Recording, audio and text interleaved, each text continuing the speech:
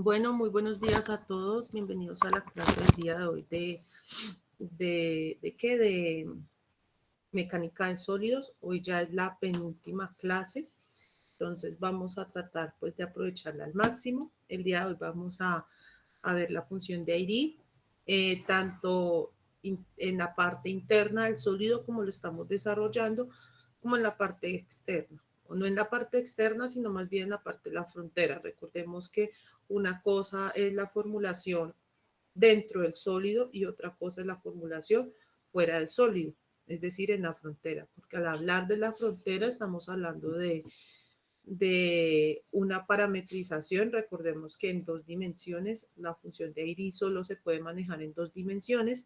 Entonces, esta función, al trabajarse en estas dimensiones, pues la frontera se puede parametrizar, es decir, podemos trabajar por un parámetro para el cual, pues que para nosotros es la longitud de la frontera. Entonces vamos a hacer todas estas formulaciones que estamos haciendo de ID ya para el caso de la frontera, ahí teniendo en cuenta las condiciones naturales de la frontera, ¿cierto? Es decir, las condiciones que posiblemente nos vamos a encontrar en algún momento, que pueden ser unos apoyos, una fuerza aplicada, un desplazamiento impuesto, etc. Entonces, vamos a hacer el día de hoy eso y vamos a ver una cosita que es muy cortica, que es la unicidad de la solución y la superposición de la solución. La superposición ya la hemos trabajado sobre todo en el tema de las deformaciones, que recordemos que no importa realmente en qué orden se hagan las deformaciones al estar trabajando en un medio continuo. Disculpen un momento, por favor.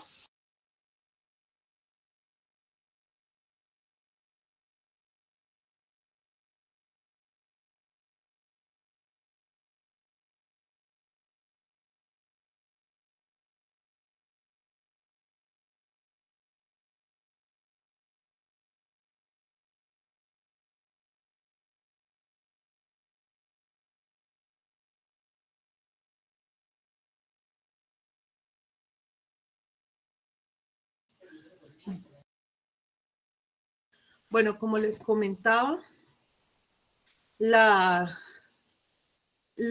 cuando tenemos una deformación, no importa en qué orden se haga la deformación, ¿cierto? Que primero se haga el desplazamiento rígido y después la deformación, o primero la deformación y después el cambio rígido, total. Al trabajar con un medio continuo, pues realmente esto no importa porque el resultado va a ser el mismo. Lo mismo con los esfuerzos, yo le puedo aplicar un esfuerzo, yo le puedo aplicar una carga y puedo generar el esfuerzo en la dirección X, el esfuerzo en la dirección Y, el esfuerzo en la dirección Z, pues va a ser igual a que si se generaran los tres al mismo tiempo, ¿cierto? Eso es lo que nos indica el tema de la superposición.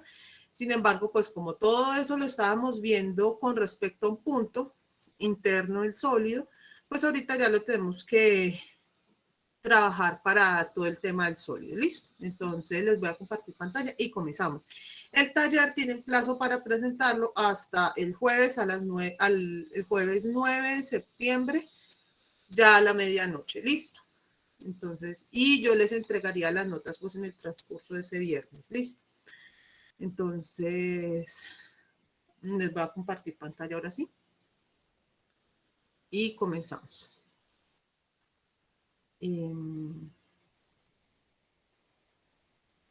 Entonces nosotros estábamos viendo las funciones de ID, ¿cierto? Que la función de ID realmente es una ayuda matemática que lo que hace es reducirnos el número de ecuaciones diferenciales a una sola ecuación diferencial, ¿cierto? Las ecuaciones de compatibilidad y de equilibrio nos las resumen en una sola.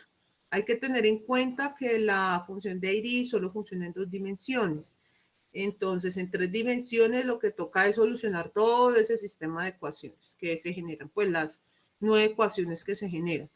Pero en este caso, pues como estamos en dos dimensiones, vemos que en dos dimensiones se simplifica mucho el problema de los esfuerzos y las deformaciones, y entonces podemos generar pues este tipo de formulaciones. Recordemos que cuando nosotros trabajamos en 2 dimensiones, generalmente trabajamos bajo como el paraguas de 2 temas, ¿cierto? O las 2 dimensiones implican trabajar en uno de los 2 campos. Estamos en tensión plana o en deformación plana, ¿cierto? Pero independiente del tema o del problema que se nos plantee, nosotros vamos a trabajar con una ecuación de esta forma. Solamente que la ecuación, este K1 cambia si es de formación plana, es uno si es de formación plana o es otro si es tensión plana. Pero realmente la naturaleza de la formulación pues es esta, ¿cierto? La suma de las dobles derivadas de los esfuerzos es igual a un factor K1 por el gradiente de las deformaciones, perdón, por el gradiente de qué, del campo vectorial de las fuerzas másicas, ¿cierto? Donde X y Y mayúsculas son fuerzas másicas. Entonces, lo que íbamos a hacer era, a través de una función auxiliar phi, hacer esta reducción de ecuaciones, ¿cierto? Entonces, lo que debemos tener en cuenta son las suposiciones. Siempre debemos tener en cuenta bajo qué parámetros estamos trabajando. Estos parámetros son supremamente importantes porque toda esta formulación únicamente es válida en el medio continuo. Es decir, si nosotros se nos plantea un material que tiene discontinuidades, no sirve. Si es un sólido que no es elástico, ¿cierto? Entonces no sirve. Si está en el régimen de las grandes deformaciones, no sirve. O sea, todo lo que no implique un medio continuo y pequeñas deformaciones, pues no nos va a servir realmente esta teoría y toca construir otra teoría o solucionar el sistema de ecuaciones completamente. Empezando que, por ejemplo, el tema de esas ecuaciones de compatibilidad ya cambiaría, ya aparecerían muchas más ecuaciones, porque por lo menos el módulo de elasticidad ya cambia cuando estamos trabajando con materiales anisotrópicos, porque tiene un módulo de elasticidad en una dirección que en otra. Por lo menos la madera, esta teoría no sirve para la madera, que la madera es un material anisotrópico, pero sirve muy bien para materiales como el acero. Entonces, recordemos que todas las formulaciones primero las hacemos para el interior del sólido, es decir, escogemos un punto al interior del sólido, trabajamos con derivadas parciales para poder trabajar en generalidad para ese interior del sólido, es decir, para cualquier punto de ese sólido, y posteriormente trabajamos con la frontera. Entonces, cuando estamos trabajando con el interior del sólido, vamos a tener presente que van a tener unas fuerzas másicas. Fuerzas másicas son aquellas que afectan a todas las partículas del sólido, como por ejemplo la gravedad, el campo magnético, bueno, cosas así, ¿cierto? Entonces, esas fuerzas másicas se van a modelar a través de las derivadas de funciones continuas. ¿Esto qué quiere decir? Que estos van a ser funciones. Eso es lo que nos quiere decir esto. Esta existencia, esta derivada, eso es lo que nos está diciendo, que esas son funciones. Pueden ser funciones constantes, pero son funciones, ¿cierto? O sea, esto no es igual a cero. No es igual a, perdón, no son discontinuas. Eso quiere decir ni no existen. En este caso, por lo menos a veces nosotros consideramos únicamente la fuerza másica de la gravedad. Entonces, la fuerza másica de la gravedad generalmente es constante en todos los puntos del sólido, ¿cierto? Digamos, tenemos una regla y la regla afecta por igual a todas las partículas del sólido. Entonces, lo modelamos a través de una función. En este caso, es la función constante. Y esa función constante, pues depende de dónde esté localizado, ¿cierto? En el planeta Tierra será de 9.81, si va a la Luna, pues será en otro factor, bueno, y así sucesivamente, ¿cierto?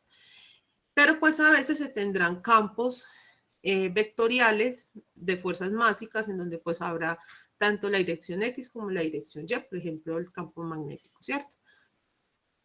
Entonces, esto quiere decir que esto no es que no exista, solamente que, digamos, es igual a cero.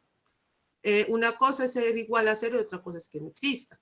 Por ejemplo, el cero implica la ausencia de algo, pero no quiere decir que yo no defina eso, ¿cierto? Por ejemplo, con la gravedad. Con la gravedad, si estamos trabajando en 2 dimensiones, tenemos 0, menos G, ¿cierto? Menos G por la masa, ¿cierto? Eso sería la fuerza másica de un sólido en cualquier punto de la Tierra. Ahora, que sea cero no quiere decir que no exista. ¿Por qué no quiere decir que no exista? Porque él hace parte de un campo vectorial, solamente que es valor cero. Diferente a que, digamos, yo tenga algo del tipo 0 sobre 0, ¿cierto? Que eso es una indeterminación. O sea, el cero no implica indeterminaciones en este caso. Eso hay que tenerlo presente. Y los esfuerzos que son producto de una aplicación de carga o de algún elemento, algún efecto que yo haga sobre el material, pues están modeladas también a través de funciones. Y estas funciones phi las vamos a llamar funciones de ID. Esas funciones de ID lo que quiere decir es que esta derivada existe, la segunda derivada existe, no es nula en el sentido de que no aparece una indeterminación, y lo que nos garantiza esto es que se pueda trabajar bajo el régimen del medio continuo. Recordemos que el medio continuo, una de las características es que es, como su nombre lo indica, un medio que se puede modelar a través de funciones continuas. Entonces, en ese caso, vamos a tratar de reducir todas estas fórmulas de tal manera que vamos a intentar derivar todo esto y tratar de meterlo en la función de compatibilidad para dos dimensiones y así tratar de hallar la solución de eso. ¿Listo? Entonces eso era lo que habíamos comenzado en la clase pasada. Habíamos comenzado con unas derivadas, habíamos empezado a derivar pues esta de sigma x. Entonces habíamos sacado la primera derivada con respecto a x, con respecto a y, y la segunda derivada con respecto a y, con respecto a x. Entonces aquí aplicamos pues un poquito de derivadas en más de una dimensión, que ya aparece la derivada parcial. Entonces pues este es el resultado, ¿cierto? Vamos a hacer algo parecido con la de sigma x, la sigma y, perdón. Entonces recordemos cómo es sigma y. Sigma y es igual, yo voy a omitir que sigma y está en función de x y de y, listo. Recordemos que allá en este punto nosotros no consideramos sigma x o sigma y números, ya no los consideramos, que vale 1, 2, 3, 4 pascales, no, ya no los consideramos así, sino que es un elemento que depende de la posición, entonces puede ser x cuadrado más y, x por y, cosas así, ¿cierto? Una función en términos de x y y. Entonces, pero para que nos quede pues como más fácil escribirlo, entonces pues lo vamos a omitir para la escritura, pero no lo vamos a omitir para el concepto, ¿listo? Porque si lo tenemos como una constante, realmente esto no lo podríamos manejar muy bien, ¿cierto? Entonces, eso sería d cuadrado phi sobre dx cuadrado más b de x, y. Y a b de x, y también la vamos a trabajar como, pues vamos a omitir en la escritura en función de que está definida la función, ¿cierto? O sea, los argumentos de la función. Entonces vamos a derivar de sigma y sobre d de x, ¿cierto? Es como la primerita que se nos ocurre. Entonces sería la derivada con respecto a x de qué? De cuadrado phi de x cuadrado más d, ¿cierto? Y esto nos quedaría d al cubo de phi de x cubo más db de x. ¿Listo? Ahora vamos a hacer d cuadrado sigma y con respecto a dx cuadrado. Esto es igual a la derivada con respecto a x de qué? De la derivada de sigma y con respecto a x. Pero esto nosotros ya lo tenemos. Lo tenemos heredado de este resultado, ¿cierto? Entonces lo que vamos a hacer es derivar ese resultado que nos queda mucho más fácil, ¿cierto? Solo traemos de cálculo 3. Podemos heredar pues esos resultados. Entonces d al cubo de phi de x cubo más db de x. Y entonces esto nos quedaría d a la 4 pi de x a la 4 más d cuadrado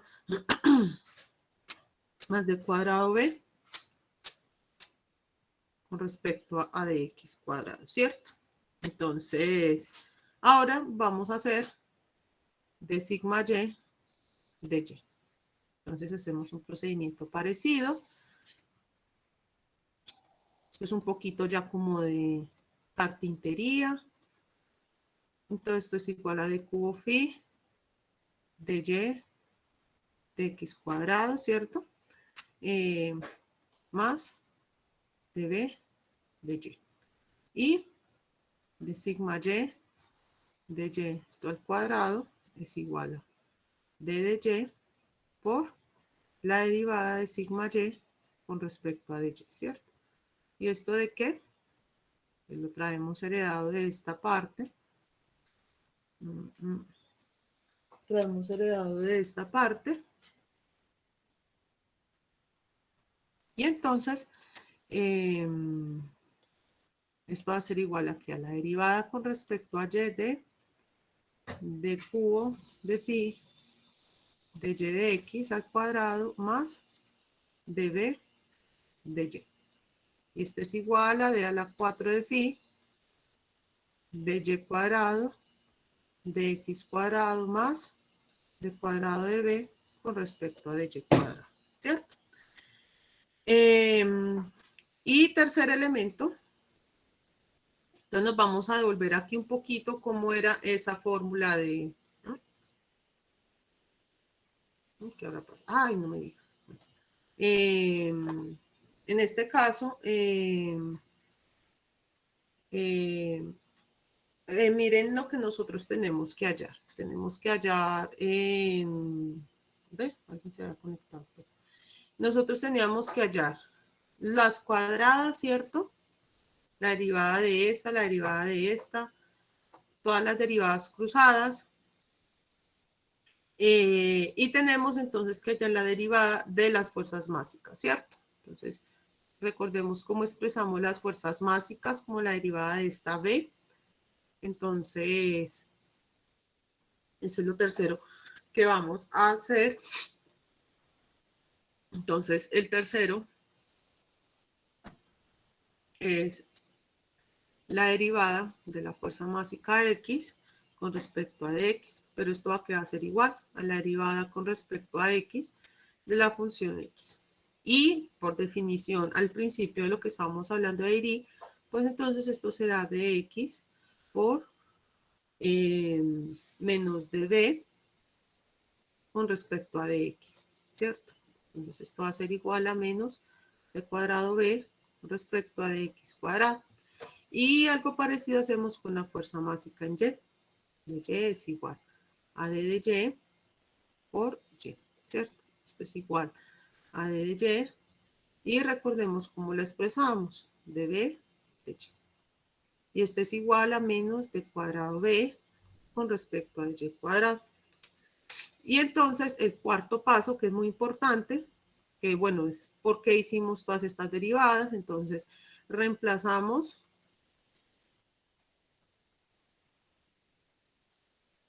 las derivadas de los esfuerzos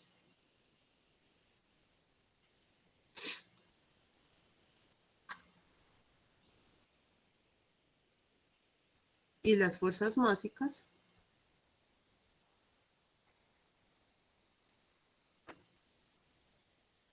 en la ecuación de compatibilidad.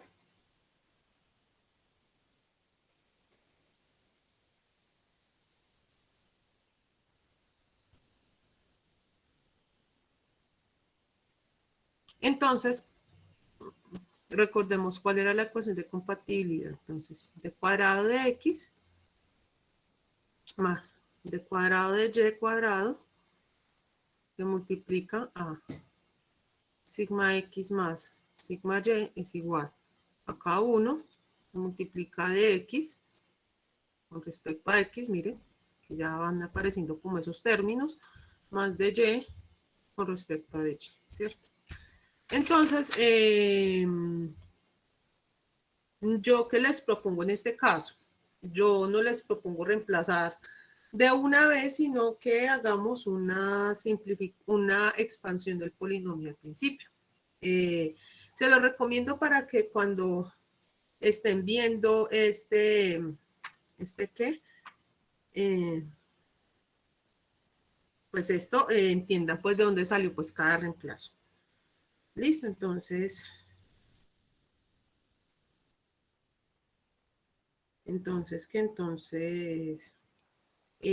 vamos a expandir el lado izquierdo de la ecuación. Entonces, al expandirlo, pues vamos a desarrollar este producto de binomio, ¿cierto? Entonces sería d cuadrado sigma x de x cuadrado. Vamos a pretender que estas son fracciones. Vamos a pretender que estas son fracciones porque estamos trabajando en el medio continuo. ¿Listo?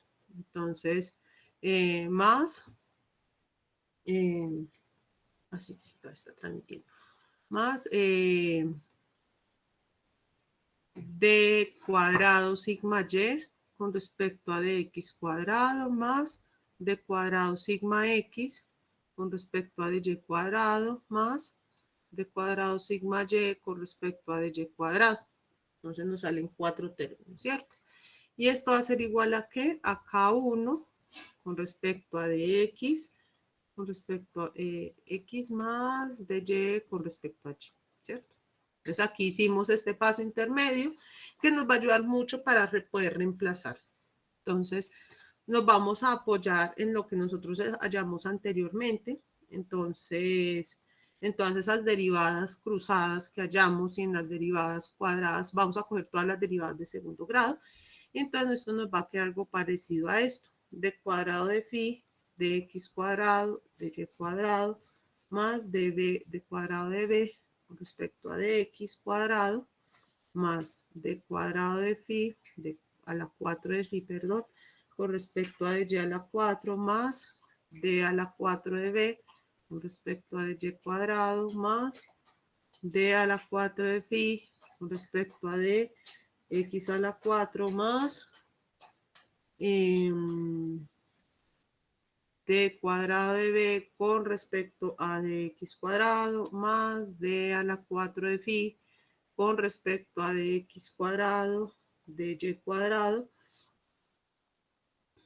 más d cuadrado de b con respecto a dx cuadrado. Y esto va a ser igual a k1 y reemplazamos ya todo lo que nosotros hallamos. Esto que va a ser igual a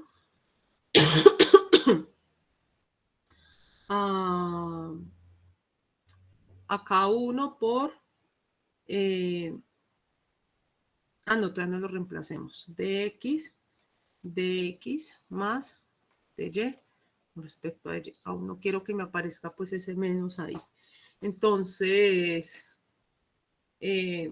hacemos las simplificaciones necesarias acá. Entonces, en este caso, sumamos este término de dx, este término de y, ¿cierto? Esperen que aquí creo que me salté 1, 2, 3, 4. Creo que me salté aquí 1. Creo que es el y cuadrado. Pero es en negrito. En color negrito, de y cuadrado. Listo. Entonces, sumamos este con este. Sumamos este con este. ¿Dónde está? Este con este. Y sumamos, vamos, este azulito, este término con este término. ¿Listo? Entonces, ¿qué nos quedaría? Nos quedaría de 2 veces d a la 4 de phi de x cuadrado de y cuadrado más 2 d a la 4 de cuadrado de b de x cuadrado más 2 de cuadrado de b de y cuadrado más d a la 4 de phi respecto a y a la 4 más d a la 4 de phi con respecto a dx a la 4 es igual a k1 que multiplica dx respecto a x más de y con respecto a y. ¿Listo?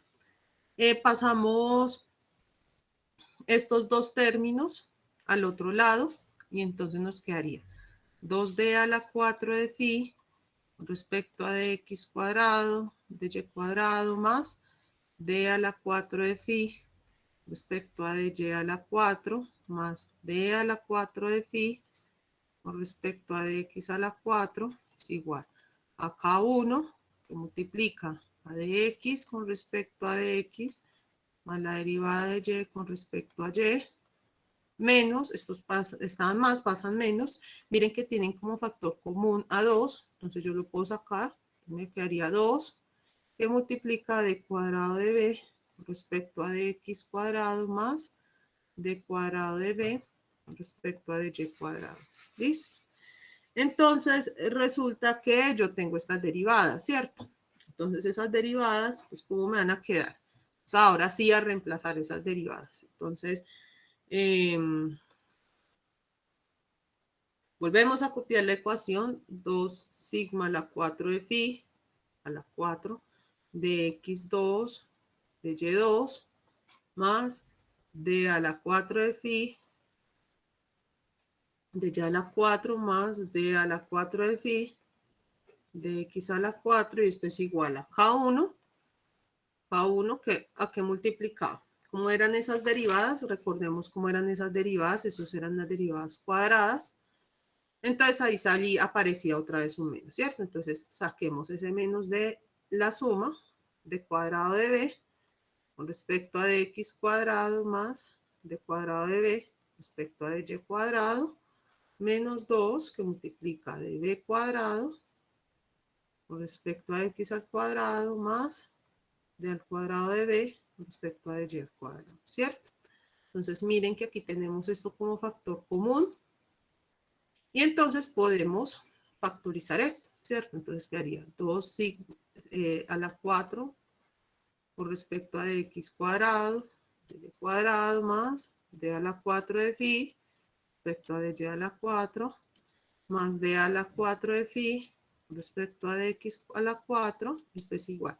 Sacamos factor común y ¿qué nos quedaría? Menos k1 menos 2 que multiplica a d cuadrado de b respecto a dx cuadrado más d a la 4 de b con respecto a dy a la cuadrado, ¿cierto? Y entonces este término lo podemos llamar K2. Y entonces aquí sale una fórmula que es súper importante, que es d a la 4 de phi, reordenando pues para que sea como más bonito, más 2 veces d a la 4 de phi con respecto a dx al cuadrado, de y al cuadrado, más d a la 4 de phi con respecto a dx a la 4, esto es igual a K2, que multiplica a d a la 4 de b de x al cuadrado más d a la 4 de b con respecto a dy a la cuadrado. ¿Listo? Y entonces esto lo podemos reducir aún más. Lo podemos reducir en términos de notación general.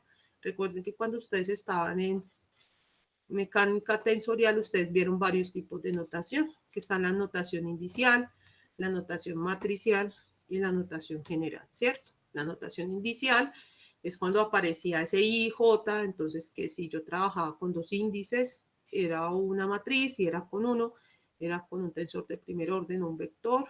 Si aparecían tres, pues era un tensor de orden 3 y así sucesivamente.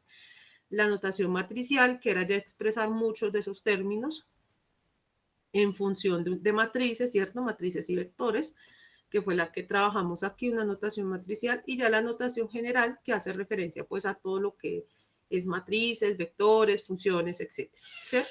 Entonces, esta notación general también se llama una notación comprimida, porque aquí ya no vamos a trabajar pues con toda esa cantidad de derivadas, sino que vamos a trabajar pues con unos términos que nos representan todas esas derivadas, ¿cierto? Entonces, en notación comprimida nos quedaría de este modo.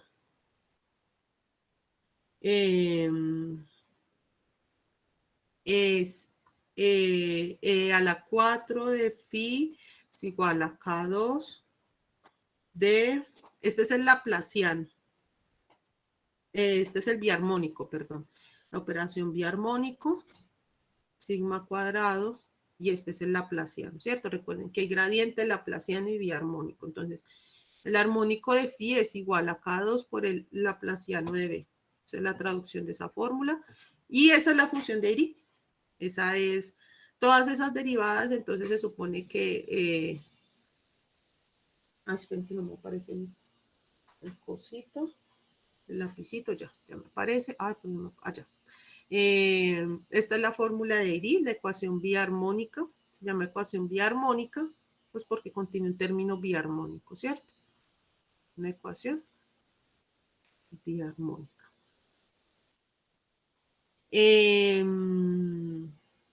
Hay que recordar que la 4 es igual a sigma, a laplaciano del laplaciano, o sea, eso es como unas derivadas a la 4, o sea, toca derivar 4 veces esa misma función. Ahora, esto lo que nos quiere decir es que nosotros ya estamos expresando los esfuerzos es en función de esta función y nosotros esa función, pues sí la podemos solucionar, ¿cierto? Y el campo vectorial de las fuerzas básicas siempre lo vamos a tener porque es una condición del sistema. Una cosa es una condición de entrada y otra cosa es una condición del sistema. Eso es como si usted no supiera cómo es su sólido. O sea, en el caso que usted no conozca, es como si usted no supiera cómo es su sólido, en tal caso, ¿cierto? Entonces, ni a qué está sometido, o sea, usted no sabe si está sometido a la gravedad, entonces realmente usted sí sabe esas condiciones del sólido, usted sabe si su sólido está sometido a la gravedad, si está sometido a las fuerzas magnéticas, etcétera, ¿cierto? Entonces, hay algunas ocasiones en las que nosotros no vamos a, espera, ¿qué pasó acá? Ya. En las que nosotros no vamos a considerar pues esas funciones básicas, sino que vamos a trabajar como con un caso muy particular, que es cuando las fuerzas básicas son cero, ¿cierto? Entonces, si las fuerzas básicas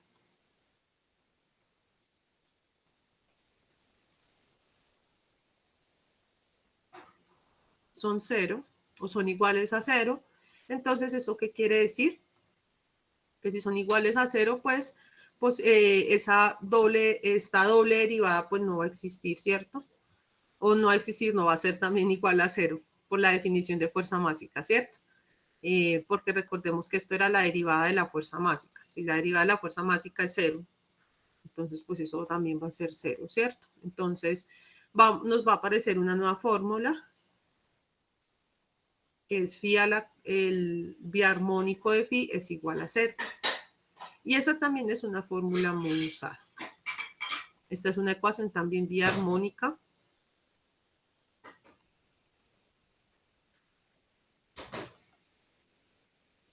Porque aparece un biarmónico. Esto se llama, nabla, la 4 es biarmónico. El nabla al cuadrado, aquí lo voy a escribir como por un ladito.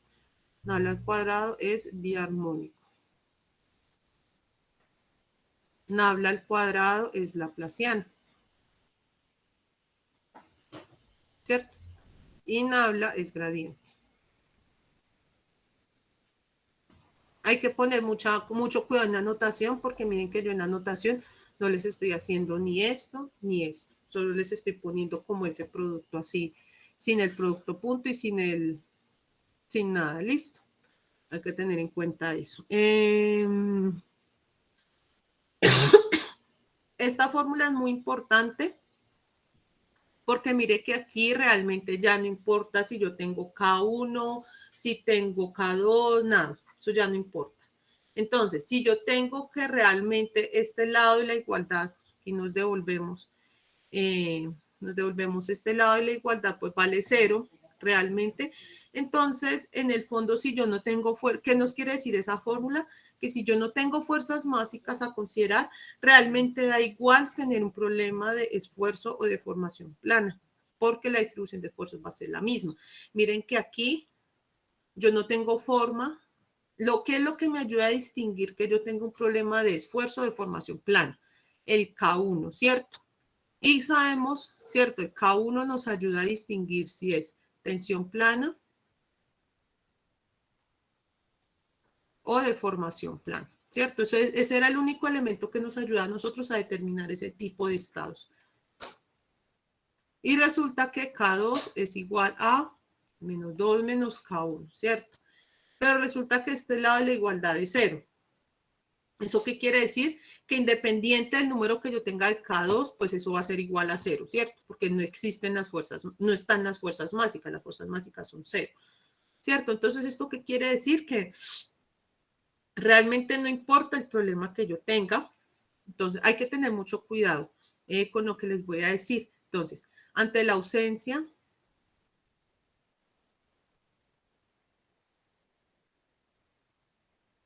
de fuerzas mágicas, realmente no importa, no interesa el tipo de problema,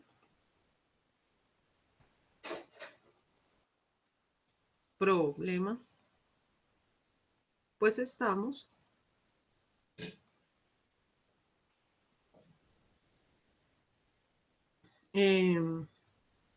ante un caso de distribución de esfuerzos iguales.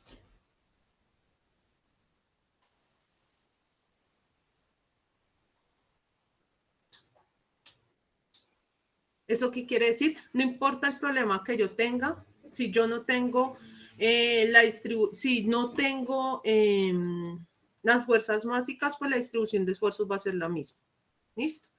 Ahí en el libro pues les van a contar entonces que esto no es para problemas tridimensionales, porque mire que yo no parto de un problema tridimensional, yo parto de un problema bidimensional para poder solucionar el sistema de ecuaciones. Entonces eso lo que nos da a entender es que no existe el caso tridimensional para la función de Dirichlet.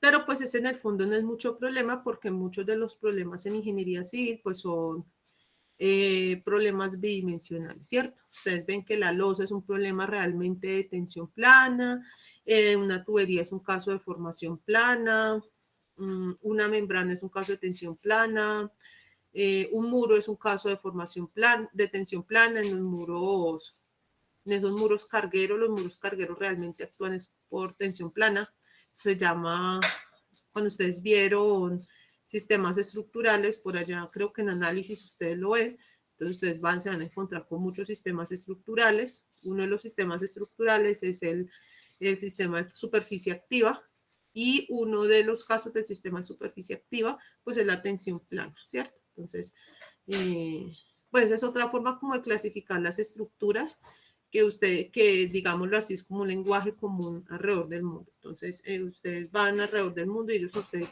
no le van a hablar de sistema dual, combinado, no, eso es un caso ya particular para Colombia. Ustedes les van a hablar, ustedes hablan, digamos, con un arquitecto, con cualquier otro ingeniero, digamos, sobre un sistema de masa activa, él ya le va a entender que es un sistema de masa activa, que es un sistema de vector activo, por lo menos los sistemas de vectores activos son las cerchas, pues los mayores representantes son las cerchas, en los sistemas de masa activa el mejor representante es el pórtico, superficie activa el muro y la membrana, forma activa el arco y la catenaria, y altura activa pues los rascacielos, ¿cierto? Esos son como pues como lo que ustedes deben tener en cuenta, ¿cierto? ¿Hay alguna duda hasta acá?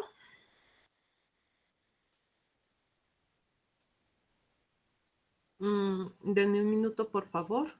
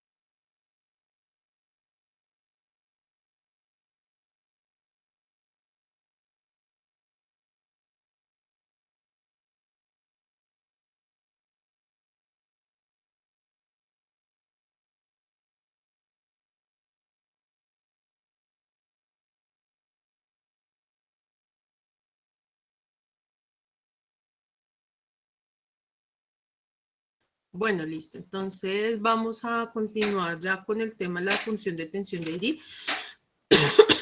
Recordemos que habíamos hablado de que estábamos hablando en dos dimensiones, ¿cierto? Entonces, en dos dimensiones tenemos muchas simplificaciones. Por ejemplo, que podemos sacar el problema de tensión y deformación plana, podemos hablar de una parametrización de la frontera, podemos reducir el número de ecuaciones. En tres dimensiones es mucho más complicado hacer esta reducción. De hecho, creo que no se puede hacer esta reducción.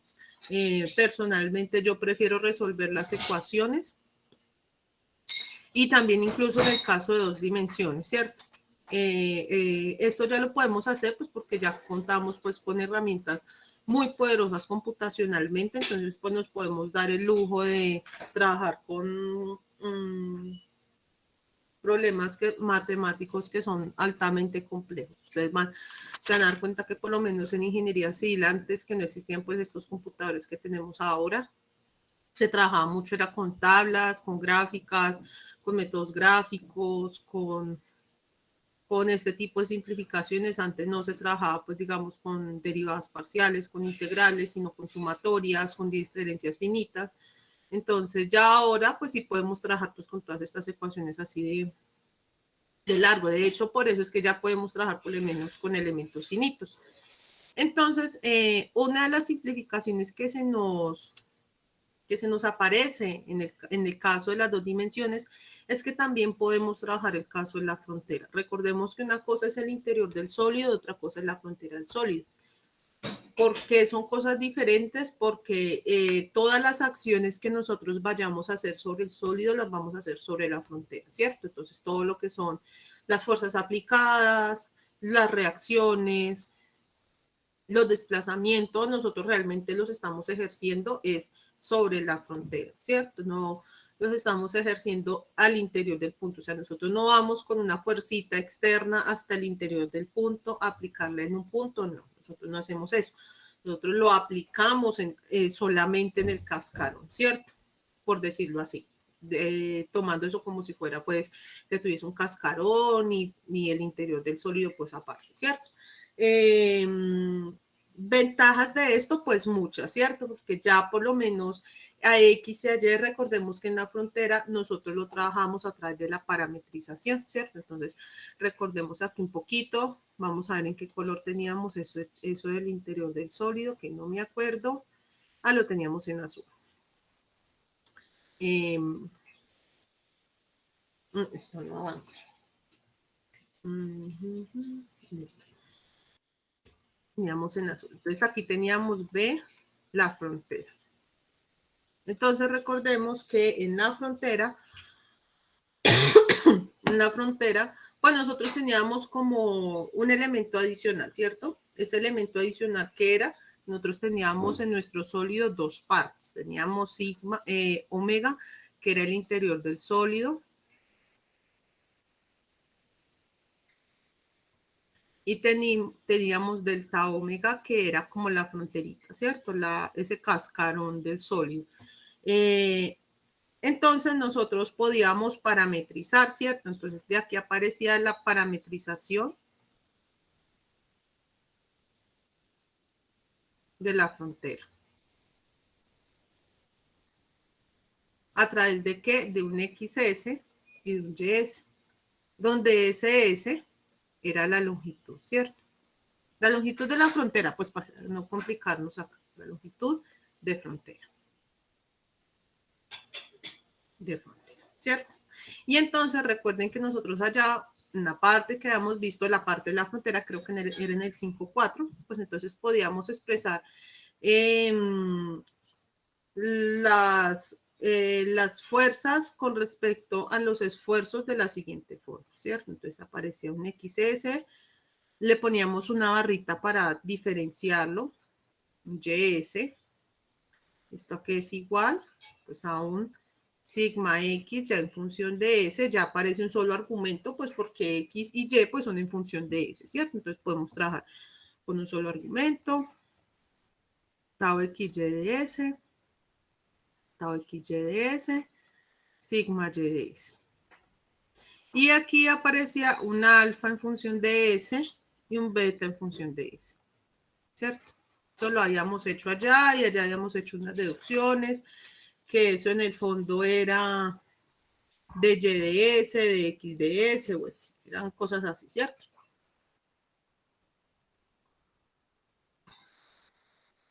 Entonces, vamos a resolver pues ese caso. Entonces, recordemos de la deducción pasada, nosotros como habíamos hallado este sigma X, ¿cierto? Entonces nos vamos a devolver por acá un poquito, nos vamos a devolver, nos vamos a apoyar pues como en eso. Entonces, ¿qué era? Sigma X, sigma Y, tau X.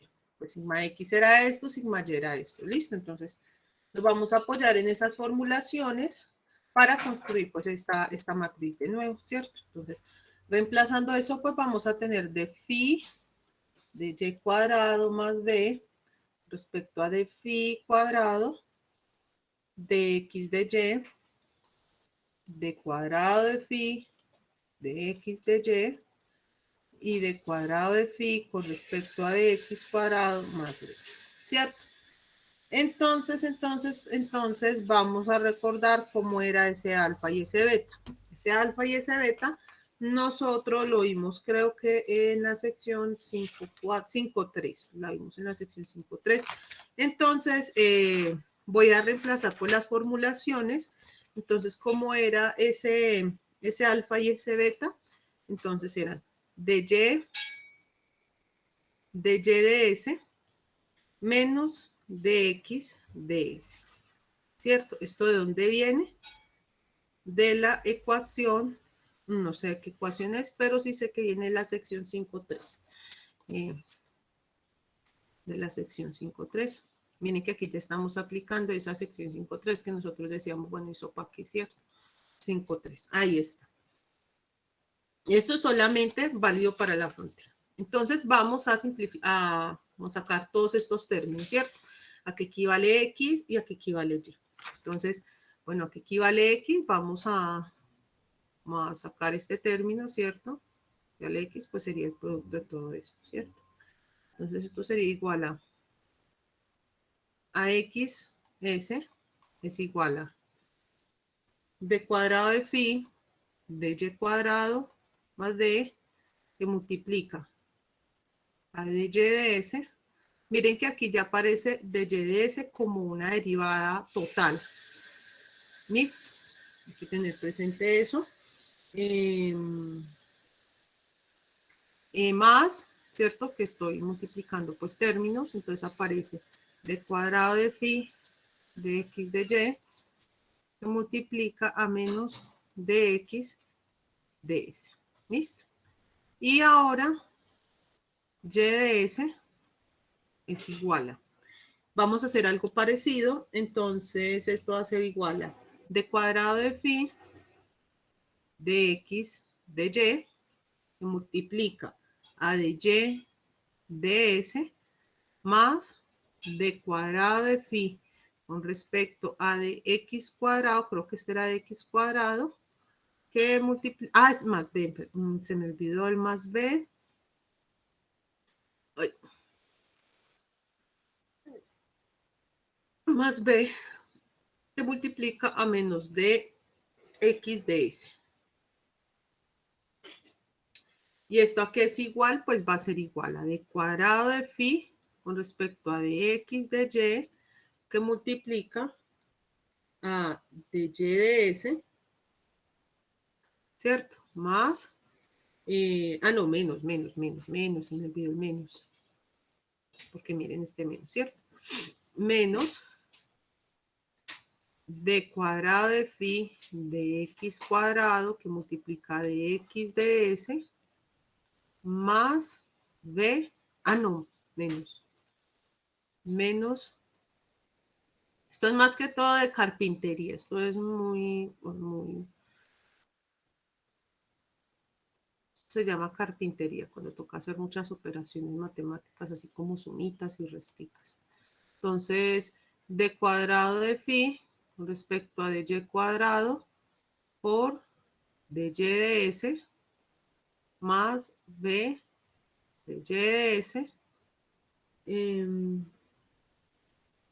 ¿Qué pasó?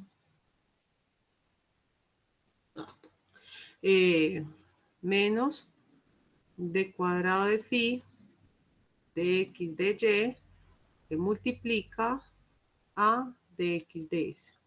¿Listo? Entonces, ustedes se acordarán de la regla de la cadena, ¿cierto? Entonces, recordando la regla de la cadena, eso lo vimos, creo que por allá al principio del semestre, creo.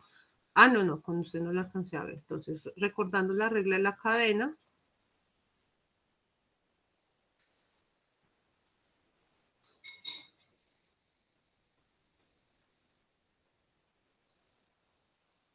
Entonces, ¿cómo es que es esa regla de la cadena? Entonces,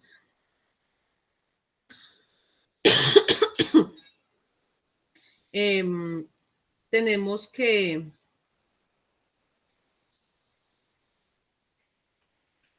X, ¿dónde es que está el negrito aquí? X de S, ¿a qué va a ser igual? Va a ser igual a la derivada con respecto a ds de phi de y, ¿cierto?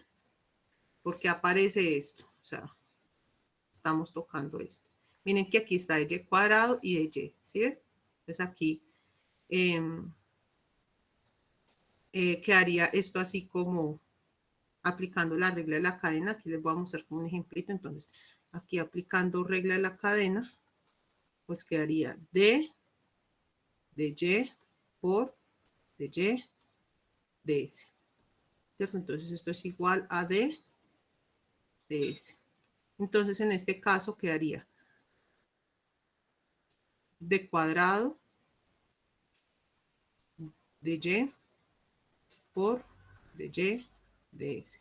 Es igual a d de y que multiplica de phi de y por de y de s. ¿Cierto? Y entonces aquí es donde aparece eso, mire, de y, entonces quedaría de phi, de y, no me alcanzó, de s, listo.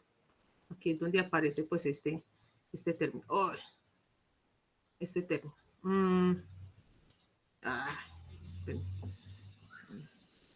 Ahí aparece de y de s, de phi de y, listo. Más b,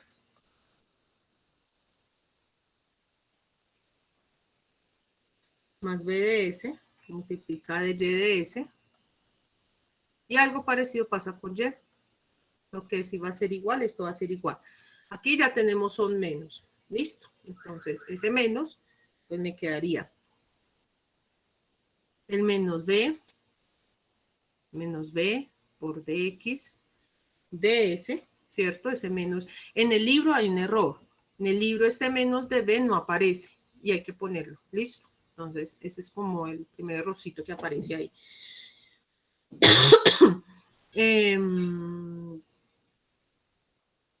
Y ya el resto, miren, aquí tenemos la regla de la cadena, ¿cierto? Entonces, sería de phi. Esperen que aquí me falta una cosa en esa regla de la cadena. Esperen, yo les vuelvo como a copiar esto mejor. Yo se lo vuelvo a copiar mejor más adelante por acá. Listo. Entonces, esperen un momentico, por favor. Se lo vuelvo a copiar mejor. Listo. Entonces, esto sería menos DDS que multiplica a d phi de x. ¿Listo? Entonces, en este caso, ¿cómo sería la regla de la cadena? Entonces, aquí recordando un poquito eso que vimos en cálculo 3, entonces vamos a copiar de nuevo estos dos términos. Los dos términos. ¿Listo? Entonces sería d cuadrado de phi con respecto a dy cuadrado, ¿cierto? dy cuadrado más o menos.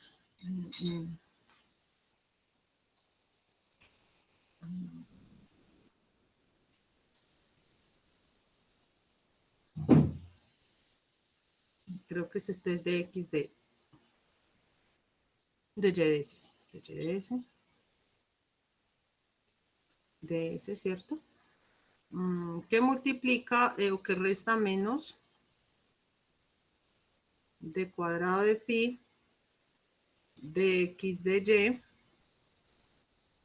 por dx por ds, ¿cierto?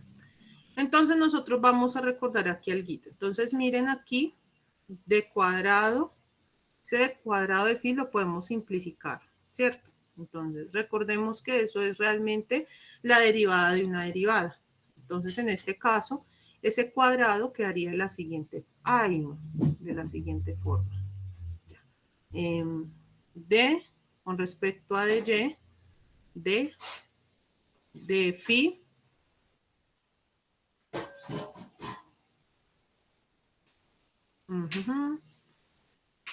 de phi de y, ¿cierto? Que multiplica de y de s menos d con respecto a de x multiplica de phi de y por dx de s, ¿cierto? Y entonces, por la regla de la cadena, pues miren que esto realmente sería como una función. Esta derivada de phi con respecto a y sería una función, ¿cierto? Entonces esto nos quedaría igual. Entonces, este de y de s desaparece y este de x y de x desaparece, ¿cierto? Entonces quedaría d de s que multiplica a de phi de y. Esto es la regla de la cadena y esto es lo que nos aparece acá. Y en el otro caso, pues nos aparece pues algo similar, ¿cierto? Entonces, pues no lo voy a hacer aquí, pero básicamente eso es lo que nos dice la regla de la cadena. Entonces vamos a ver, recordar, bueno, ¿a qué equivale este de phi de x? Recordemos que de phi de x a qué es igual. Entonces,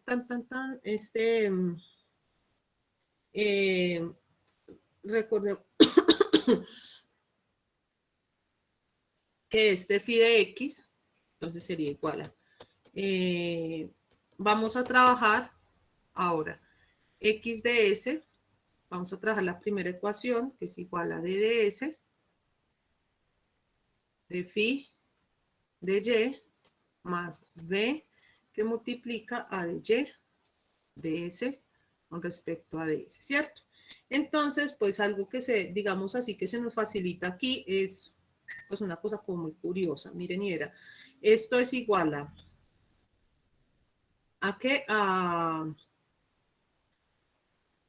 Si nosotros quisiéramos poner esto a un lado, entonces nos quedaría d de s que multiplica de phi de y esto va a ser igual. Este pasa a restar, entonces quedaría xs menos b que multiplica y sobre ds, ¿cierto? Entonces, miren que aquí, ¿yo qué puedo hacer? ¿Se acuerdan cuando ustedes estaban en ecuaciones diferenciales y cuál fue el primer método que ustedes vieron? Ustedes el primer método que vieron fue integre eso a ambos lados y se resolvió la ecuación, ¿cierto? Entonces, vamos a hacer lo mismo acá. Entonces, ¿qué haría? Vamos a integrar a ambos lados con respecto a ds. d de s, que multiplica de phi de y,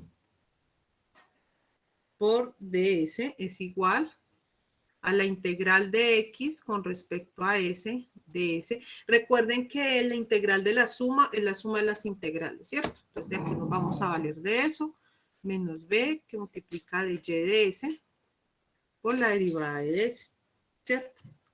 Entonces, cuando ustedes derivaban, ¿cierto? Entonces, como ustedes acá aún no han definido su dominio de derivación, entonces ustedes sacaban pues un término ahí, un c, ¿cierto? Entonces, si nosotros derivamos, integramos esto con respecto a ese, pues ¿qué nos va a quedar? Pues la función acá, ¿cierto?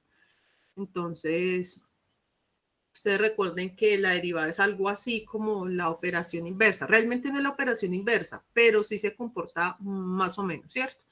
Entonces, ¿cuál es el resultado aquí?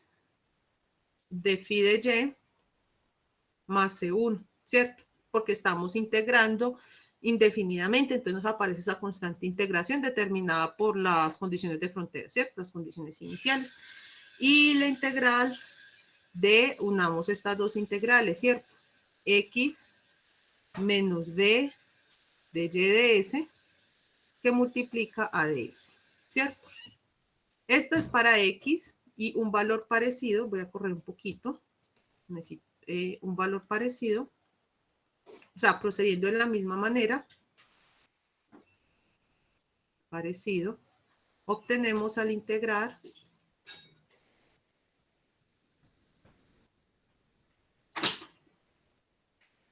y barra ds es igual a menos d de s, ¿cierto? De phi de s, no, de phi de x, menos b que multiplica s por dx de s, ¿cierto? Entonces, ¿de dónde obtenemos?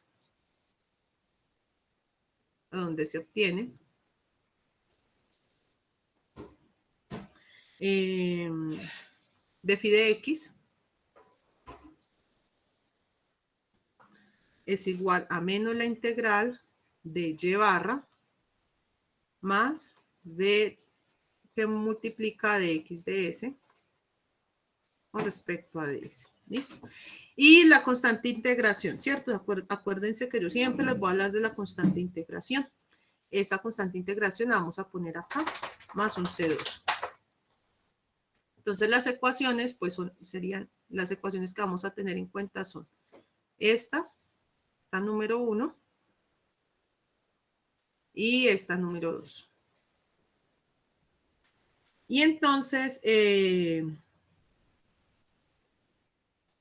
miren que acá podemos hacer lo siguiente. Entonces, vamos a hacer la integral, entonces, la integral de phi de s con respecto a ds, ¿a qué va a ser igual? A la integral de phi de x por dx ds con respecto a ds, más la integral de phi con respecto a dy por dy ds con respecto a ds. ¿Esto a qué se les parece? Esto se les parece a la regla de la cadena de nuevo, ¿cierto? Entonces, aplicando regla de la cadena.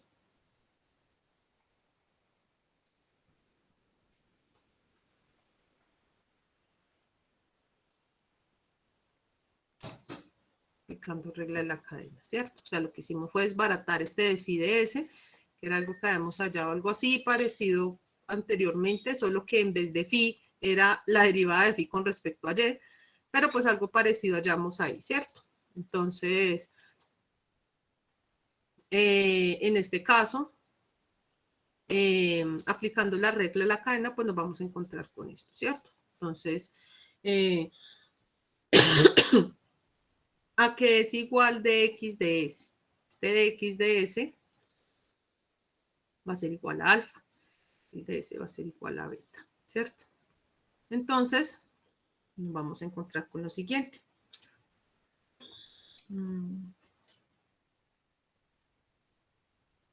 Vamos a encontrar con lo siguiente. Entonces sería, esto va a ser igual a la integral de phi de x por alfa por ds más la integral de phi de y por beta por ds, y recuerden que yo siempre que integro, pues va a salir esa constante, ¿cierto? La constante c. ¿Por qué? Porque no tengo límites de integración. Entonces esos límites de integración, pues lo que nos indican, pues es eso, ¿cierto? Y entonces aquí, pues, vamos a emplear, miren que esto es una función realmente. Esto es una función 1 y esto es una función 2, ¿cierto?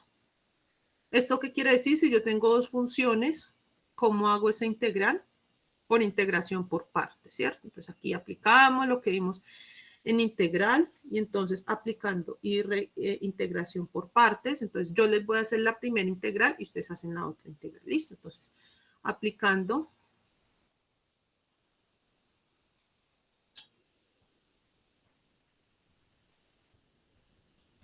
integración por partes.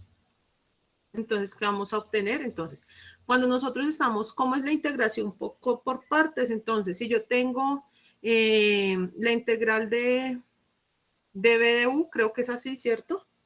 Ah, no, de u de b, es una vaca vestida de uniforme, ¿cierto? Entonces, si yo tengo la integral de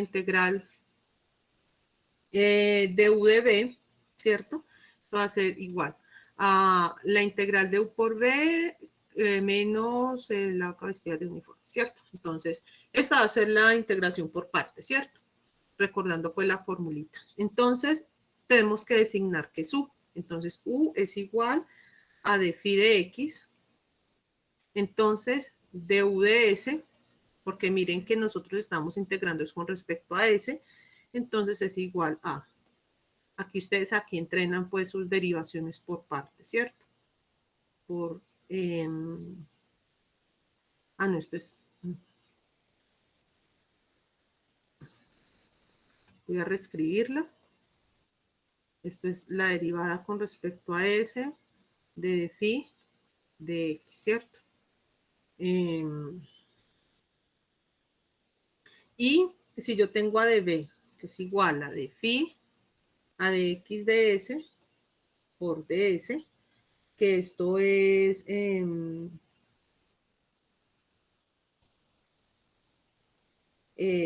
esto es el caso de alfa, ¿cierto? Entonces, en este caso, pues vamos a obtener lo siguiente. Entonces, aquí. Entonces, b es igual a la integral de dx con respecto a ds por ds, ¿cierto? Entonces, ¿esto a qué va a ser igual? Pues a x. Entonces, por lo tanto, pues esa primera parte es igual a ¿qué? Es igual a x. Esperen aquí. Sí, esto es igual a x, la integral de d phi con respecto a dx. Aquí, esto es menos beta, pero disculpen acá. Pero recuerden que menos beta es menos dx sobre ds.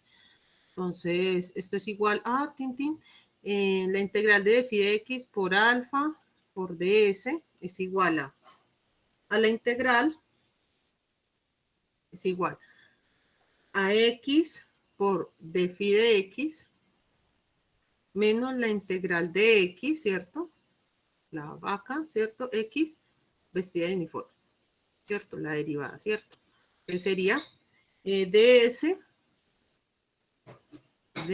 por d phi de x por ds, porque este ds pasa al otro lado, yo solo necesito du, más la constante de integración c, ¿cierto? Y algo parecido hacen en la segunda integral, y en la segunda integral les debe dar como resultado algo similar a esto. La segunda integral les va a dar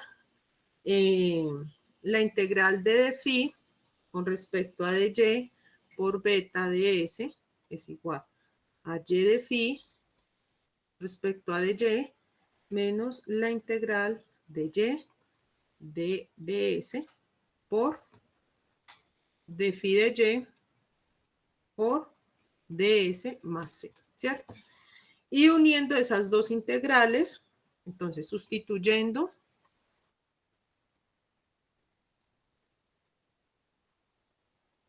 sustituyendo 1 y 2 en, vamos a llamar a esa ecuación A, pues entonces vamos a obtener lo siguiente. Vamos a obtener que phi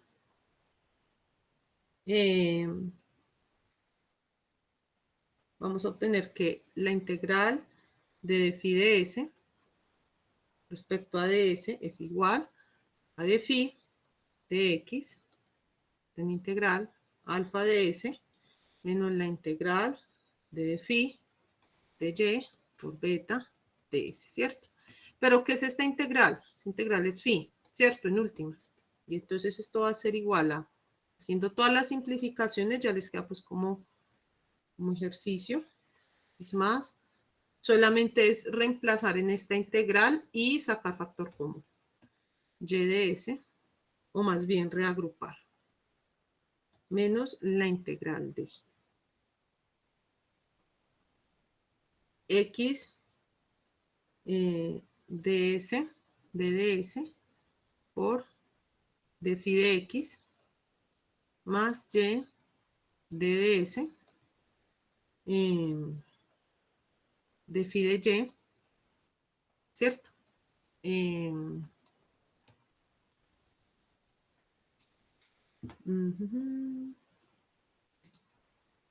ds más c. ¿Listo? Entonces,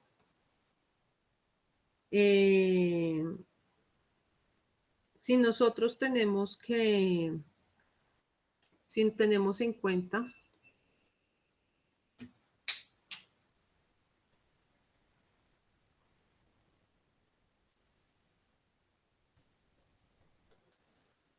que b es igual a 0, entonces recuerden que nosotros a x y a y los habíamos expresado en función de b y de x, ¿cierto?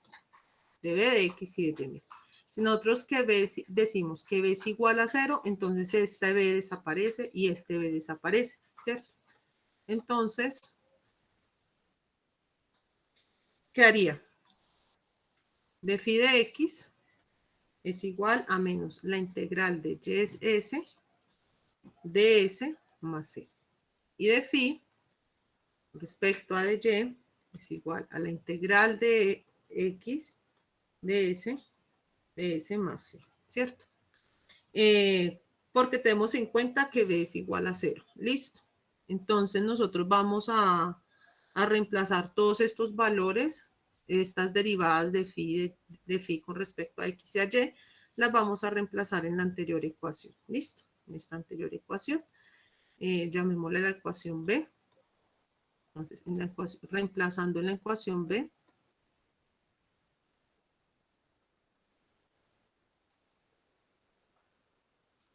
se tiene lo siguiente. Entonces, en ese caso, nos quedaría que phi es igual a x de phi con respecto a x más y de y con respecto a de y menos la integral multiplica y por x menos x por y. ds más c. ¿Listo? Entonces, esta es la ecuación de la función de Airy para la frontera.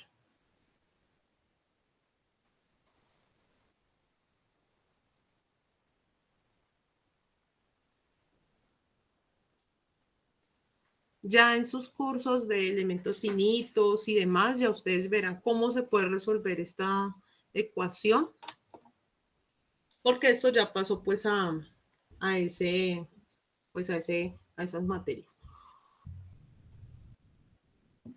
Ahora vamos a pasar, vamos a dar como un saltico y vamos a hablar de la sección 5.10 y la sección 5.11, ¿cierto? 5.10 y 5.11. ¿A qué se refieren a estas? A la superposición y unicidad de la solución. Listo. Entonces nosotros debemos tener en cuenta que en el caso de la unicidad, primero las soluciones son únicas.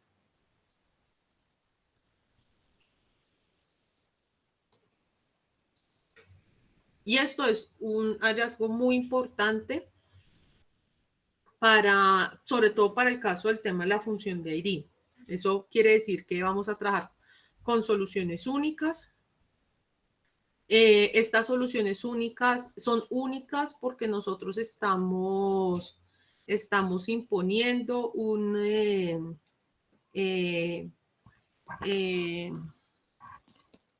estamos imponiendo unas condiciones de frontera.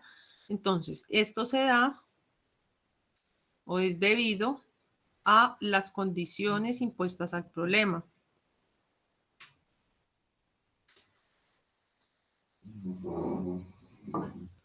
al problema. ¿Qué condiciones impuestas? Por ejemplo, la caracterización de los apoyos. Si nosotros no caracterizamos bien los apoyos, pues nos van a aparecer un montón de soluciones. Y esas soluciones pueden servir para varios problemas inclusive. Entonces, el hecho de que cada problema tenga su solución hace que viene derivado de que yo caracterice bien los apoyos. Por eso es que ustedes ven los tipos de apoyo por allá en estática, ¿cierto? Que ustedes ven que es un apoyo, que es un empotramiento, que es una articulación, que es un voladizo, que es un rodillo. Ustedes ven todo eso, ¿cierto? Entonces, que es una unión monolítica, que es una rótula. Bueno, ustedes ven todos estos tipos de apoyo. Entonces, cuando nosotros caracterizamos bien esos apoyos, en el momento de plantear las ecuaciones, pues nos dan las soluciones que solamente sirven para ese sistema. Recordemos que dependiendo del tipo de apoyos, pues las soluciones van a cambiar, ¿cierto?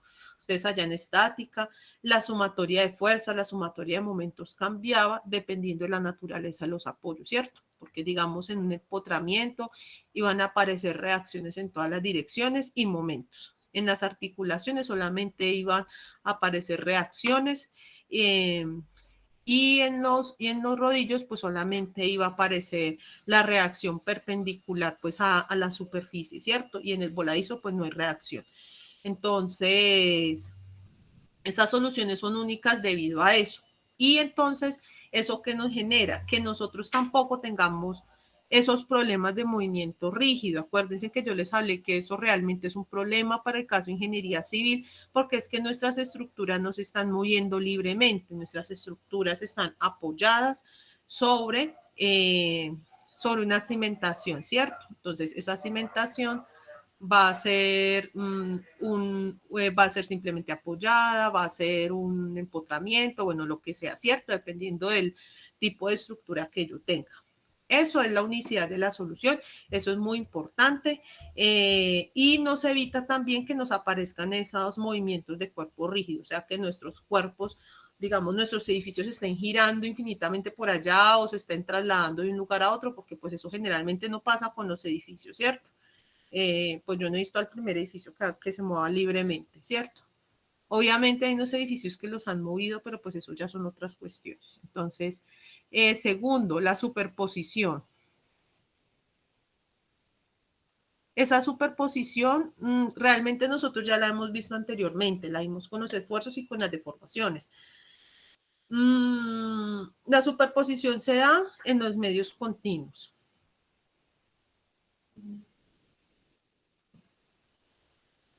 Bajo el régimen de las pequeñas deformaciones. Esto es muy importante porque bajo el régimen de las grandes deformaciones la superposición no aparece, por ejemplo. Y en materiales que sean anisotrópicos, por ejemplo, tampoco aparece el principio de superposición, porque, digámoslo así, el comportamiento del cuerpo no va a ser el mismo en todas las direcciones. Entonces, yo no puedo sumar todos esos efectos para que me dé un efecto final. Realmente no lo puedo hacer, sino que me toca considerar ya el cuerpo como un todo y ya me toca considerar el conjunto de reacciones y esfuerzos y deformaciones que vaya a tener. Esto es más bien como una generalización de lo que vimos en los otros capítulos. Eh, nosotros recordemos que estamos ¿en qué? En los medios continuos, en las pequeñas deformaciones. Bueno, toda la teoría que estamos construyendo acá es basada en los medios continuos, es decir, en un sólido que no tiene discontinuidades en sus propiedades, se puede modelar a través de una función continua y no tiene discontinuidad en la frontera, ¿cierto? Entonces, esos son los medios continuos, son medios continuos, uniformes y homogéneos. Estamos bajo el régimen de las pequeñas deformaciones, que básicamente esa es la construcción prácticamente de toda la norma sismorresistente, el régimen de las pequeñas deformaciones. Nosotros estamos como estamos ya hablando de un sólido, con más características, entonces debemos tener en cuenta el capítulo 4, que nos dice el capítulo 4, que los materiales se rigen por medio de la ley de Hooke.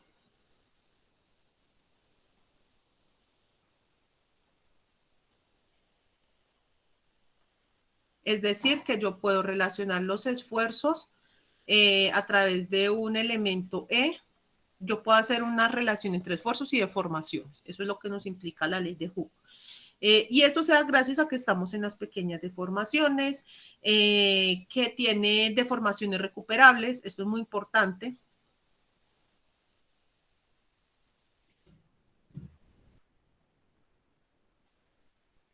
Es decir, estamos trabajando con elementos, ¿qué? Elementos elásticos.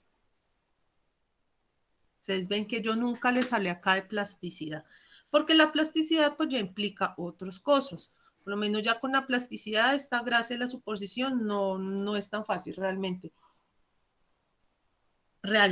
Incluso si nosotros ya tenemos un material que incluso tiene propiedades en diferentes direcciones, pues no vamos a poder trabajar con este tipo de teorías. Eh, Esto se da pues porque nosotros estamos, en última, nosotros en un sólido modelamos todo bajo funciones continuas, ¿cierto? Entonces, como las funciones son continuas, yo las funciones continuas las puedo sumar, ¿cierto? Eso ustedes lo vieron en cálculo diferencial.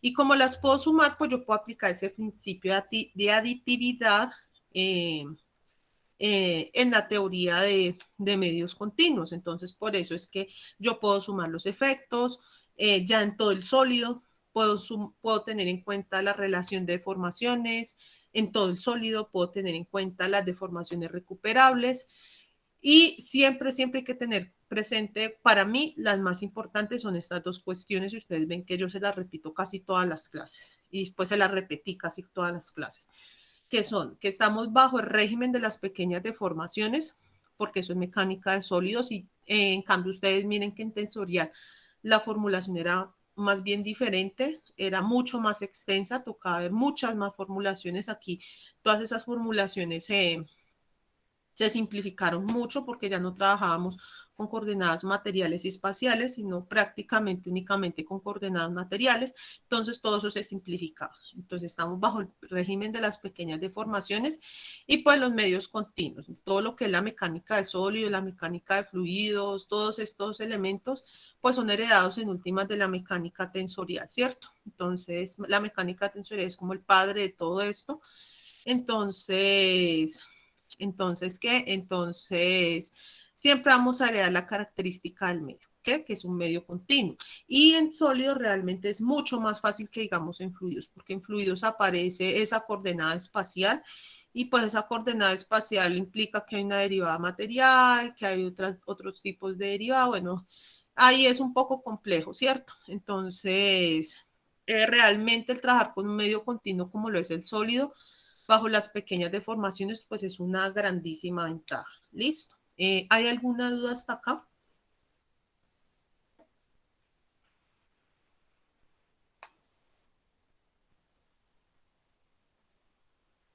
¿No? Bueno, entonces,